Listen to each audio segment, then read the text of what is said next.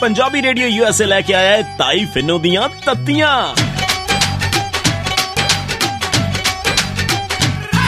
जदों तत्तियां सुनाइयां नी बड़ा दुख लग्या, बड़ा दुख लग्या। मैं तो सच्ची गल करदी आ, बुरी तो आपे लग जांदी आ। जदों तत्तियां सुनाइयां नी बड़ा दुख लग्या, बड़ा दुख लग्या।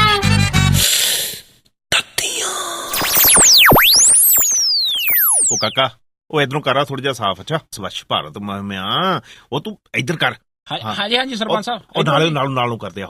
एक मिनट जी। ਬਸ ਠੀਕ ਹੈ ਨਾ। ओए कई ले आयो दीपे।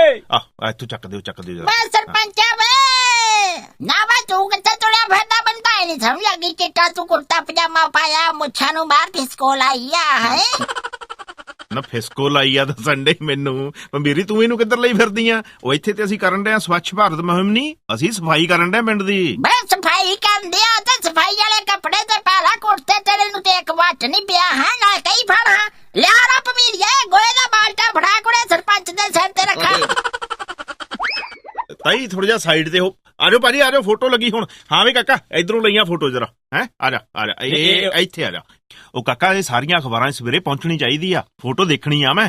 ਨਿਆ ਦੇਖ ਲੈ ਸਿਆਪਾ ਦੇ ਵਿੱਚ ਫੋਟੋ ਦਾ। ਕਿੱਦਾਂ ਦੀਆਂ ਗੱਲਾਂ ਕਰੀ ਜਾਂਦੀਆਂ? ਇਹ ਸਰਪੰਚ ਆ ਪਿੰਡ ਦਾ, ਥੋੜਾ ਤਾਂ ਸੋਚ ਕੇ ਬੋਲਿਆ ਕਰ। ਨਹੀਂ ਸਰਪੰਚ ਆ ਮੁਖੀਆ ਵਾ ਤੇ ਪਹਿਲਾਂ ਇਹਦੇ ਕੰਮ ਕਰ। ਉਤੋਂ ਗੰਦੀਆਂ ਆਤਾਂ ਪੈ ਗਈਆਂ, ਹੁਣ ਇਹਨਾਂ ਤੱਕ ਵੀ ਪਹੁੰਚ ਗਈਆਂ। ਚੱਲ ਤਾਈਏ ਚੱਲ ਇੱਥੇ ਚੱਲੀਏ। ਗੱਲ ਤਾਂ ਕਰ ਲੈਂਦੇ ਮੈਨੂੰ। ਸ਼ੁਰੂ ਤੋਂ ਹੀ ਕੰਮ ਏਦਾਂ ਦਾ ਪਹਿਲਾਂ ਉਹਨੇ ਚਿੱਟਾ ਕੁੜਤਾ ਪਜਾਮਾ ਪਾ ਕੇ ਸ਼ੁਰੂਆਤ ਕਰਤੀ, ਫਿਰ ਉਹਨੂੰ ਥੱਲੇ ਜਿੰਨੇ ਮੰਤਰੀ ਸੰਤਰੀ ਆਏ ਰੋਜ਼ ਅਖਬਾਰਾਂ 'ਚ ਫੋਟੋਆਂ ਆਉਂਦੀਆਂ ਹੈ ਨਾ। ਮੈਨੂੰ ਤਾਂ ਏਦਾਂ ਨਹੀਂ ਸਮਝ ਲੱਗੀ ਵੀ ਟਾਈ ਲਾ ਕੇ ਕਿਹੜੀ ਸਫਾਈ ਹੁੰਦੀ ਆ। ਤਾਈਏ ਸਫਾਈ ਥੋੜੀ ਕਰਨੀ ਆ, ਲੀਡਰੀ ਚਮਕਾਉਂਦਾ ਪਿਆ ਅਗਲਾ ਆਪਣੀ। ਤੈਨੂੰ ਪਤਾ ਨਹੀਂ ਮੈਂ ਕਿਉਂ ਇਸ ਗਲੀ ਲੈ ਆਈ ਆ। ਚੱਲ ਇੱਥੋਂ ਚੱਲੀਏ। ਹਾਂ ਵੀ ਕਾਕਾ ਹੋ ਗਈ ਫੋਟੋ? हाँ जी सरपंच साहब। ਚੰਗਾ ਫਿਰ ਇਦਾਂ ਆ ਵੀ ਮੈਂ ਤਾਂ ਹੁਣ ਕੰਪੈਨ ਲਾਈ ਆ, ਚੱਲਾਂ ਮੈਂ ਉਧਰ ਨੂੰ। ਠੀਕ ਆ ਤੁਸੀਂ ਮਾੜਾ ਮੋਟਾ ਹੋਰ ਕਰਕੇ ਤੇ ਚੱਲ ਜਿਓ ਘਰੇ। ਚੰਗਾ ਹੈ? चंगा सरपंच साहब। ਨਾ ਹੁਣ ਸਰਪੰਚਾ ਕਿੱਥੇ ਚੱਲਿਆ ਹੈ? ਉਹ ਕੰਮ ਆ ਮੈਨੂੰ ਤਾਈ।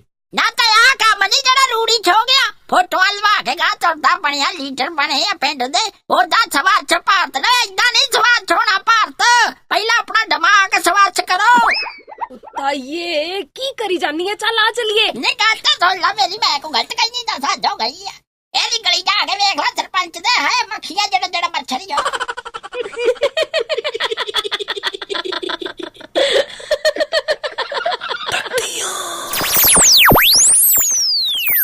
मैं तो सच्ची गल करदी आ, बुरी तो आपे लग जांदी आ।